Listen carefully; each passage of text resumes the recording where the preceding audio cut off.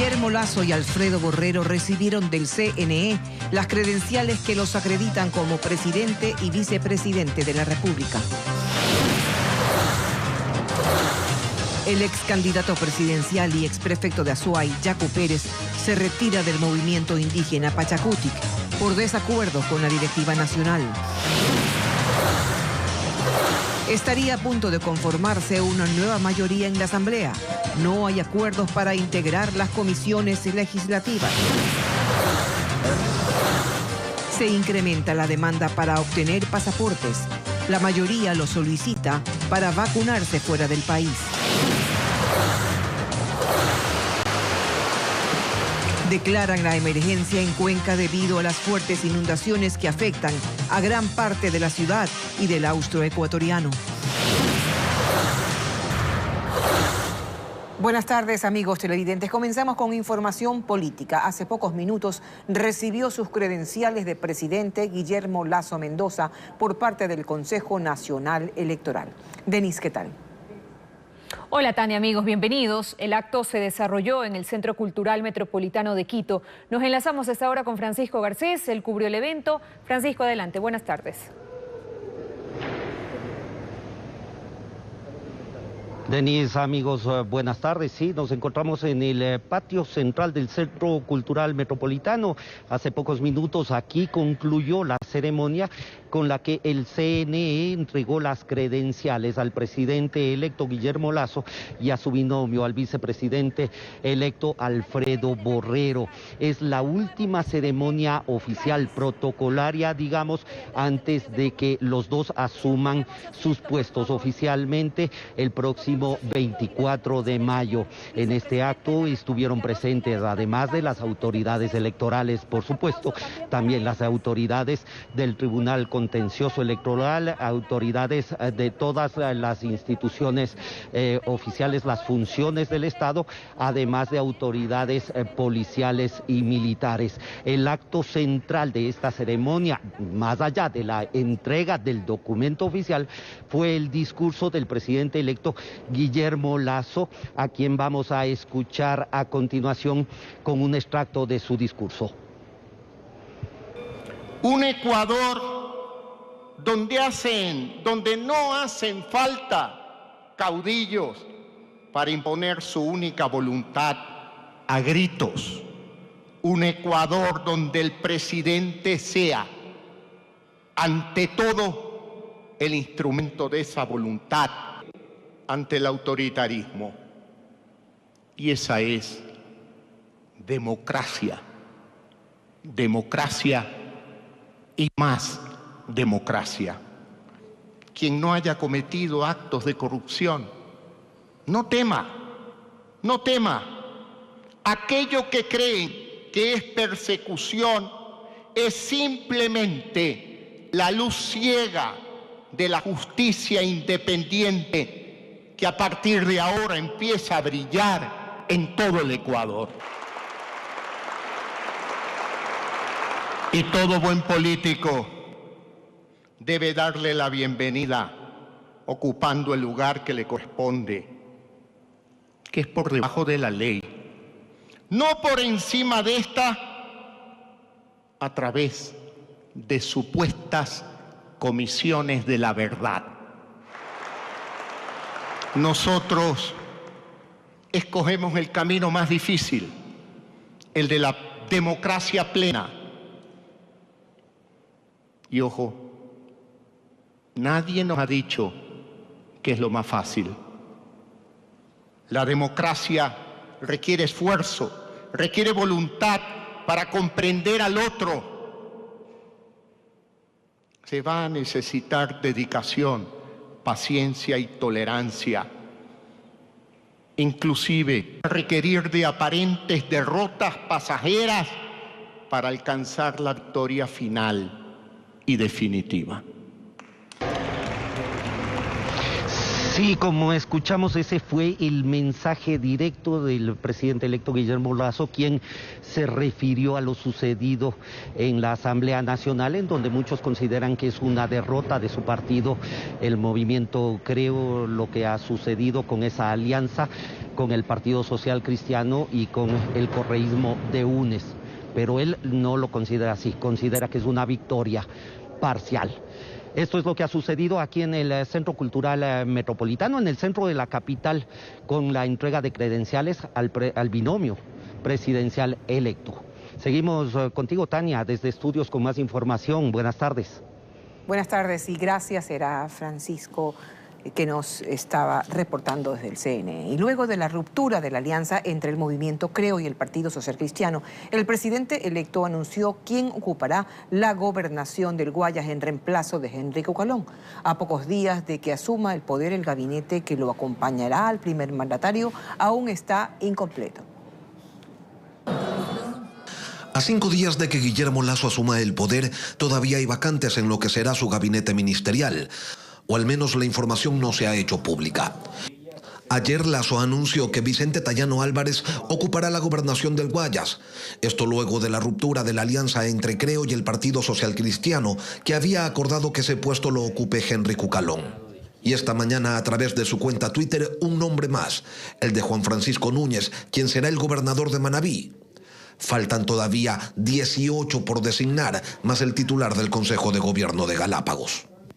El presidente electo de distintas maneras ha presentado a quienes ocuparán los ministerios de Economía, Salud, Educación, Defensa, Vivienda, Inclusión Social, Cultura, Telecomunicaciones, Turismo, Ambiente, Deportes, así como a la secretaria de Derechos Humanos y al secretario de Educación Superior. Resta por oficializar los nombres de quienes estarán en los ministerios de Gobierno, Relaciones Exteriores, Trabajo, Energía, Minas y Petróleo, Producción, Transporte y Obras Públicas, así como los de las personas que estarán al frente de la Secretaría General de la Administración Pública, la Secretaría Jurídica de la Presidencia y la Secretaría General de la Presidencia de la República. El ex candidato presidencial Yacu Pérez se retira del movimiento indígena Pachakutik por desacuerdos con la directiva nacional. Durante más de 2 décadas, Pérez formó parte de este movimiento. William John viajó a la provincia de La Suay y nos tiene los pormenores de este anuncio. ¿Qué tal? Buenas tardes. Pachakutik fue creado en 1995 y desde ese entonces Yacu Pérez formó parte activa de la dirigencia, incluso llegando a ocupar cargos representando esta organización política. Fue prefecto de Azuay y también en las últimas elecciones presidenciales fue postulado por este movimiento. Sin embargo, hoy anunció que se aleja del movimiento Pachakutik por claros desacuerdos con las alianzas que este movimiento habría hecho con el movimiento de gobierno Creo, que se vio reflejado en las últimas elecciones de las dignidades en la Asamblea Nacional. Pero escuchemos lo que dijo Yacu Pérez esta mañana desde su despacho aquí en el centro de Cuenca. Nuestra alianza no debe ser con el neoliberalismo, con las derechas. No. Nuestra alianza natural es con los sectores sociales. Incluso pedí oxigenar Pachakutik. Yo les insistí varias veces. Creo que a algunos asambleístas les caí mal en decir que no nos aliemos con el gobierno. Ya no soy su estorbo, dejo en libertad. Y aunque destacó que Guadalupe Llori, del movimiento Pachakutik, sea la nueva presidenta de la Asamblea Nacional por los próximos 2 años, hizo observaciones a ese nombramiento. ¿De qué sirve tener una presidencia decorativa, rehén del gobierno nacional? Creo que para ser figuras decorativas no tiene sentido. Aunque esta salida de Pachakutik no tiene fecha de expiración, Pérez dijo que podría ser temporal o su retorno a la política lo haría con otra organización, que eso aún no lo sabía. Con esta información retornamos a estudios. Buenas tardes. Gracias a William John por su reporte desde Cuenca. Y no hay acuerdos para la distribución de las comisiones legislativas. Esta mañana se volvió a suspender la sesión donde se debía tratar el tema. Y mientras esa mayoría sigue en negociaciones, socialcristianos y correístas dicen estar a punto de conseguir los votos para conformarlas. Patricio Díaz nos informa. No hay cambios en la Asamblea. La conformación de comisiones está bloqueada porque no todos quieren ceder. Creo Independientes Pachacutic e Izquierda Democrática no llegan a un acuerdo y la presidenta de la Asamblea tuvo que suspender por segunda vez la sesión, ahora antes de que se instale. Sin embargo, en Creo son optimistas. Tenemos que tener un poco de paciencia, las conversaciones están avanzando. Hay noches en las que no hemos dormido, nos hemos quedado hasta las 12, 1 de la mañana, llegando a estos acuerdos. Pero esto es cuestión de números, dicen desde el otro lado. Y si la mayoría no sostiene sus 70 votos, ya no hay mayoría. Eso lo saben en UNES y sacan cuentas. 49 nosotros, 18 asambleístas del bloque de socialcristianos, ahí tenemos 66. En principio, solo nos faltarían 4 votos. Y no solo eso. Sus aliados del Partido Social Cristiano dicen que les faltan detalles para terminar los cuadros de comisiones y horas para confirmar una nueva mayoría. Confiamos en que podríamos llegar a tener los votos por el malestar que ha generado este mal inicio de la nueva alianza. En Pachacutic son sinceros. Reconocen que las cosas pueden cambiar, aunque confían en asegurar los votos antes de sus rivales políticos. Esta asamblea está compuesta no por mayorías absolutas. Está compuesta por 5 bancadas importantes, a más de eso un grupo de asambleístas que están independientes. Eso nos obliga a conversar y están en su facultad cualquiera de las bancadas, en este caso Social Cristiano, de llegar a un diálogo a la misma forma que estamos llegando. La sesión donde se tratará el tema se volvió a convocar para este jueves. En la actual mayoría no quieren sorpresas, en la minoría casi cuentan con ello. Nuevas resoluciones del juez de ejecución del caso Sobornos. El magistrado negó el pedido del asambleísta de UNES, Fausto Jarrín, para seguir representando legalmente a Rafael Correa como procurador judicial. Además, contestó las alegaciones realizadas por los condenados ante el Interpol. Jacqueline Rodas con los detalles. Como parte de la ejecución de la sentencia del caso Sobornos, el juez Walter Macías resuelve varias solicitudes de los condenados. Una fue presentada por Fausto Jarrín, quien fue abogado de Rafael Correa y ahora es asambleísta. Pidió continuar en el caso como procurador judicial del expresidente mientras actúa como legislador, pero esto fue rechazado. El magistrado notificó por escrito: los asambleístas están inmersos en una causal legal de incompatibilidad para patrocinar a terceras personas por razones de su función. No es posible dejar la defensa técnica y pretender continuar siendo procurador judicial, porque para esas dos condiciones se exige la intervención de un abogado habilitado legalmente. Lo solicitado deviene en improcedente. El juez tampoco dio paso al escrito del empresario sentenciado Víctor Fontana, quien considera ilegal que su nombre aparezca en la placa que fue colocada en Carondelet y pidió que se lo retire. Además, conoció que varios sentenciados acudieron con alegaciones ante la Organización Internacional de Policía, Interpol, por lo que Macías envió información de todas las sentencias dictadas en contra de cada condenado y aclaró que todos los órganos jurisdiccionales que han intervenido en el proceso judicial han actuado con imparcialidad e independencia. Para este órgano judicial, las alegaciones del interesado no están respaldadas de elementos que puedan desvirtuar ante el auditorio internacional la presunción de legitimidad e imparcialidad de la justicia ecuatoriana. Por lo tanto, sus alegaciones resultan escuetas apreciaciones subjetivas. Finalmente se negó los recursos de ampliación y aclaración presentados por el exministro Walter Solís. Entre tanto, continuará el proceso de embargo de bienes para intentar recuperar los 14.7 millones de dólares ordenados en la sentencia.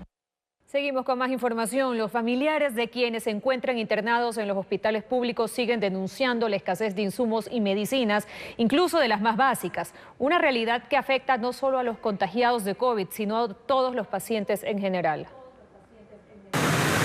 En las farmacias cercanas a cualquier hospital del estado es habitual encontrarse con personas angustiadas en busca de medicinas que sus familiares hospitalizados necesitan urgentemente.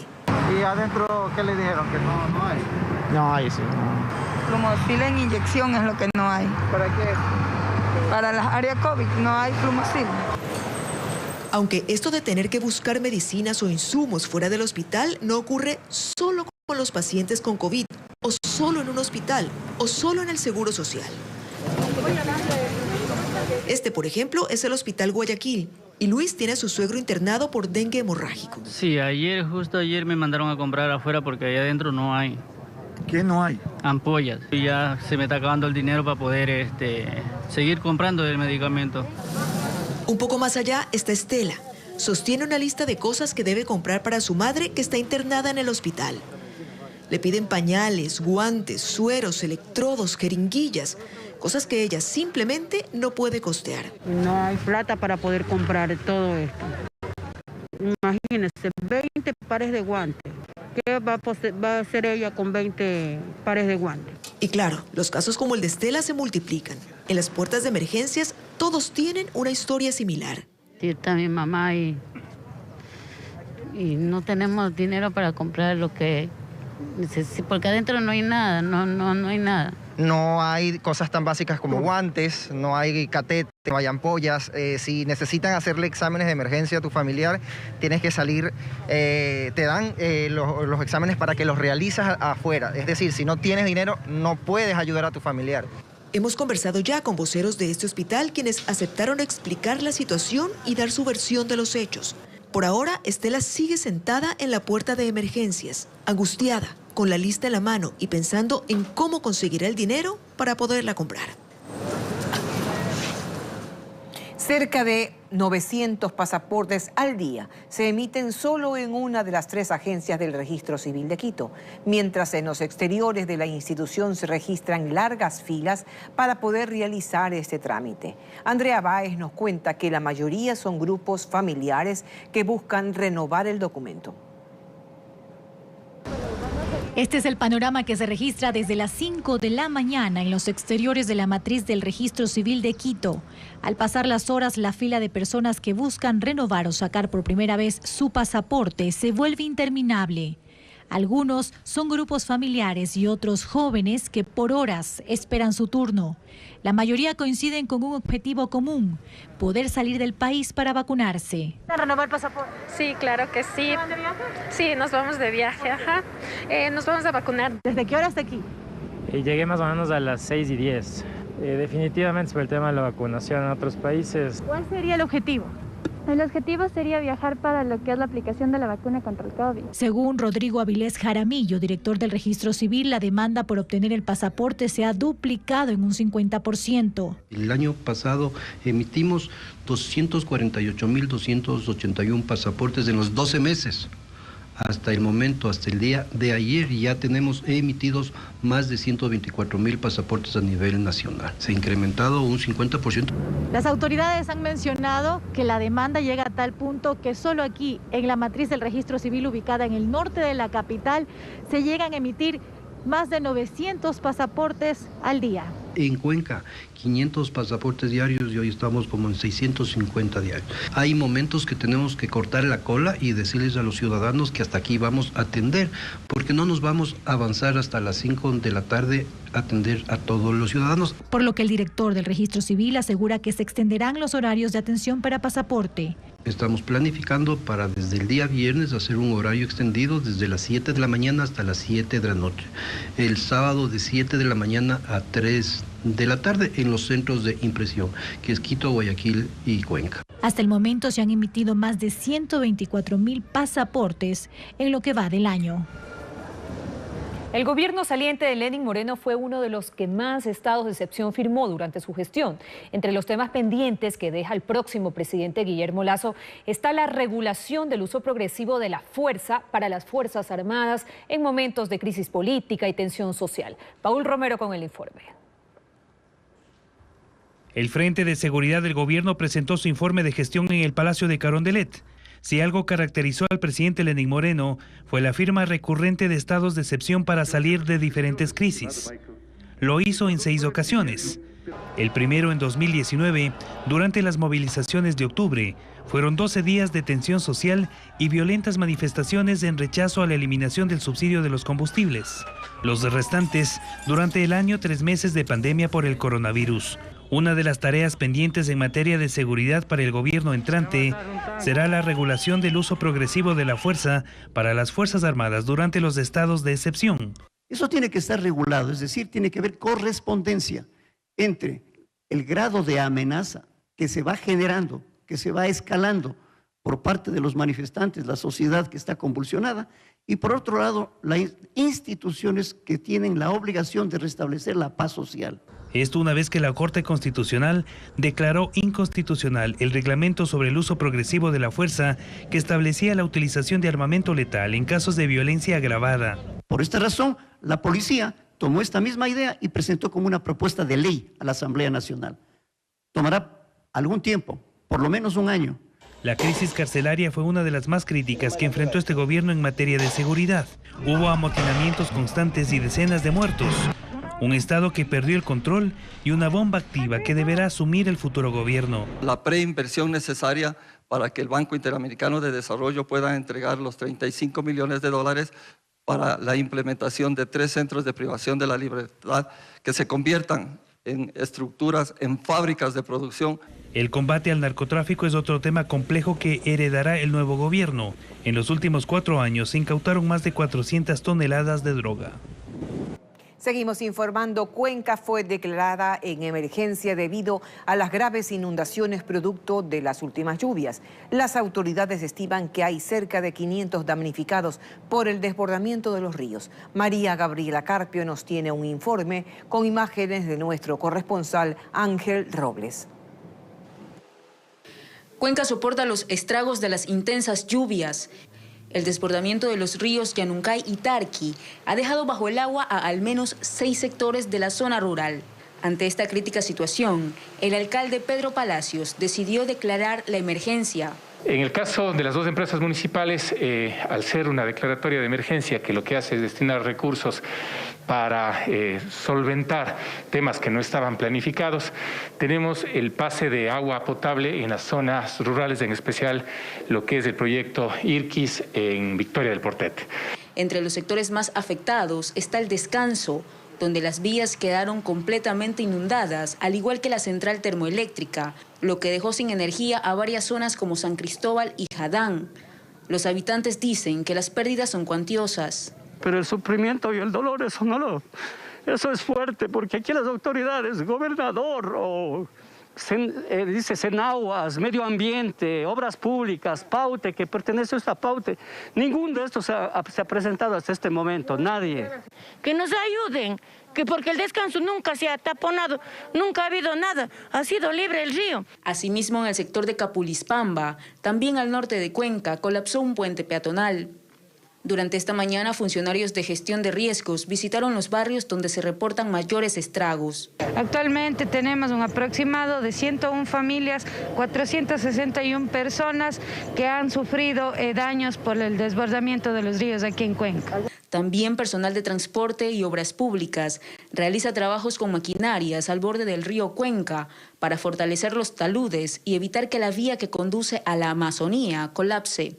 Realizando un trabajo para protección de la margen del río. Como vemos, está socavado ya una parte, entonces estamos procediendo a colocar un enrocado para poder salvar lo que es la vía mismo. De acuerdo con los datos de gestión de riesgos, hay cerca de 500 damnificados en Cuenca por este intenso temporal. Ante el anuncio del gobierno colombiano de abrir sus fronteras, la Cancillería ecuatoriana recordó que tanto los pasos por vía terrestre con Perú y Colombia permanecen cerrados. Sin embargo, informó que el país mantiene diálogos para una apertura gradual de la frontera cuando la situación sanitaria así lo permita. Es decir, no hay una fecha definida para abrir el paso. Actualmente solo se permite el cruce de bienes de consumo de primera necesidad.